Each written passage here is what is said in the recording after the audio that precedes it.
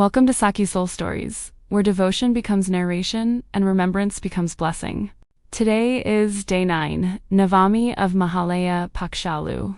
On this day, the scriptures emphasize the importance of feeding brahmins, guests, and the needy, for it is said that when we feed others with shraddha, our ancestors themselves are nourished through them.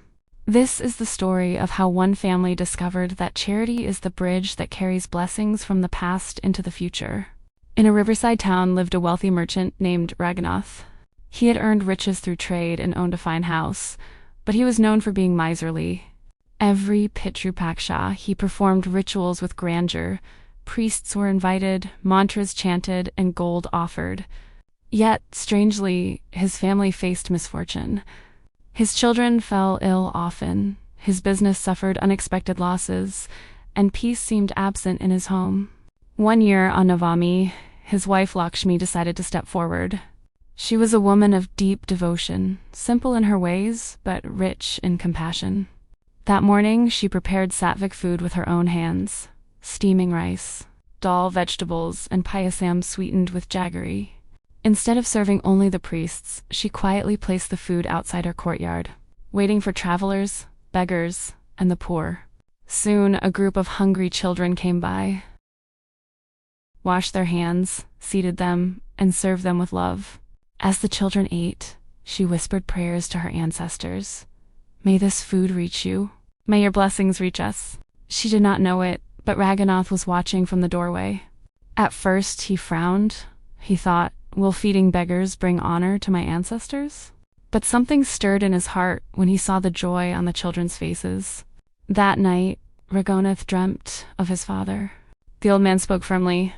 "My son, gold and rituals do not feed us. It is food that reaches us. When you feed the hungry, it is as if you are feeding your ancestors. Your wife has honored us more today than you have in all these years." When Raghunath awoke, tears filled his eyes. The next day, he opened his granary and instructed his servants to cook for the poor. The courtyard filled with travelers, widows, children, and monks. He bowed as he served them, repeating the names of his forefathers. From that year onwards, his misfortunes began to fade.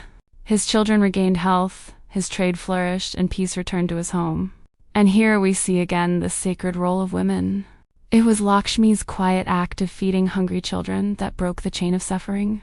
She did not argue, she did not rebel, she simply followed the voice of her dharma. Her compassion carried her family's offerings to the ancestors in a way that rituals alone could not. Navami reminds us that charity is not a show of wealth, but an act of love. The scriptures declare, when food is shared, the ancestors smile. It is said that even a handful of rice offered with shraddha is greater than mountains of gold given with pride.